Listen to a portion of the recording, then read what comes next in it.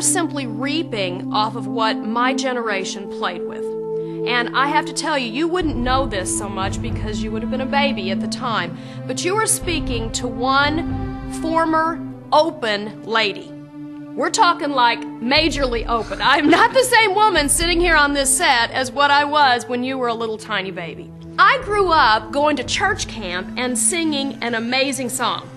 I bet you know this song. It goes something like this: "They will know we are Christians by our love."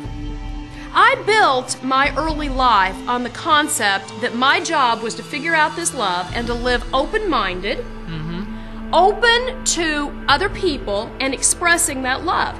So I'll tell you, when I was a young woman, whenever my Bible didn't quite fit in with my science, I just changed my Bible to line up.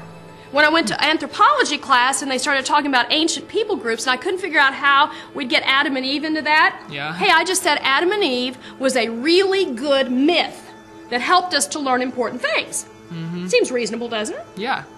Well, kinda. I don't know. Well, let me go a little further. You see, whenever I couldn't figure out how God could get a bunch of animals onto a boat, and I couldn't figure out how Jonah could literally be in the middle of a big fish, I just said they were important myths. They didn't really happen, just important myths. Now, when I got to be a little older and I was trying to figure out my role as a woman, and I couldn't really figure out what a woman is supposed to do in this modern world, because this is, of course, the height of the feminist movement, we just changed my Bible to say that God is Father, Mother, Creator. Make sense to you? Do you see a problem here? Yeah, I see where you're going, I think, Mom. Yeah, I think you see. Can you see? I was building an open life. So I thought anybody who was in the old way was simple-minded and closed-minded, and everything about this love thing is we had to get open. Now, you know, you hear that phrase today. Well, you just got to be open to that. You just got to be open. You got to be open. And so here we were. We moved through into a period of my life where we started having kids.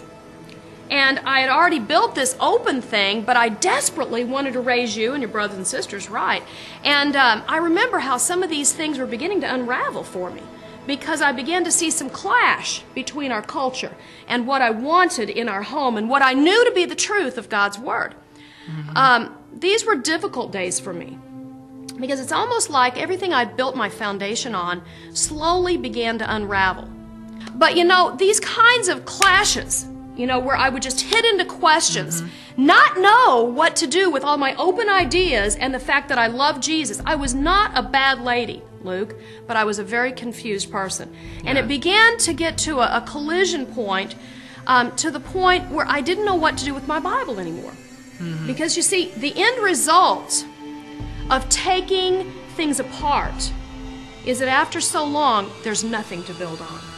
And at that moment, I had to ask myself something even deeper. What was I going to do with Jesus?